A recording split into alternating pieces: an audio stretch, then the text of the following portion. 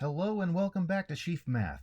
In today's lesson, we're going to be learning about the discriminant, which is a part of the quadratic formula. Now let's take a look at the quadratic formula. You should already be familiar with this. It's x equals the opposite of b, or negative b, plus or minus the square root of b squared minus 4ac all over 2a, or divided by 2a. Now, this is what I like to call the magic formula. You can solve any quadratic equation using this formula. It's amazing. Now, we're actually going to be talking about a specific part of the quadratic formula called the discriminant. Now, what exactly is the discriminant? Well, if you look at the formula here, it's all of the stuff that's underneath the square root, okay? So b squared minus 4ac, that is called the discriminant. And so this part of the formula indicates how many real solutions you have. Now, I'm going to explain what that means real quick. So how does this thing work?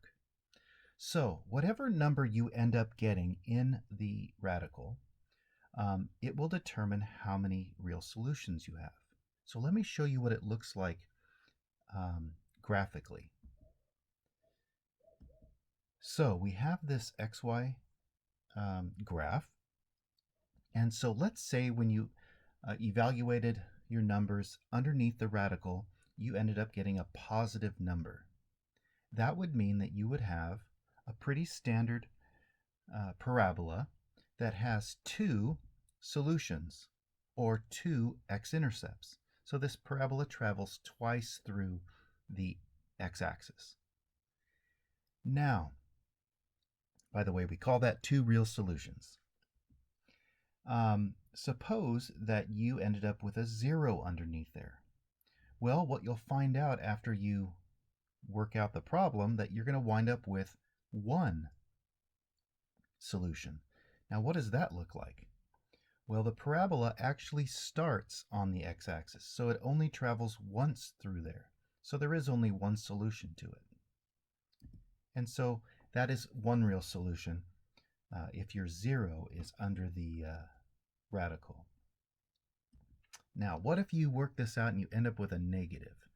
Now, you know that you can't square root negatives at this point, and so there's a real problem.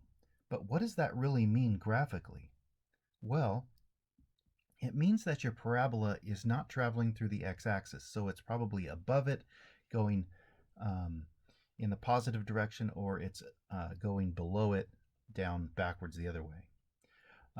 And so we call this no real solutions. Later on in some higher mathematics, you will be learning about solutions that are not real. It's a confusing thing to understand right now, but trust me, you will learn about it. All right. Let's find some discriminants.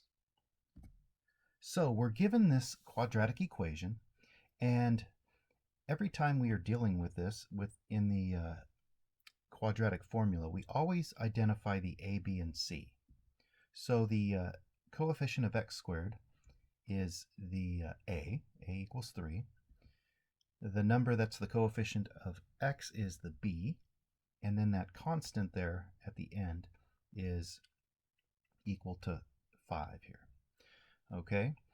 And so now that we have our three numbers, here is the quadratic formula, and we're going to take out the discriminant and put it here.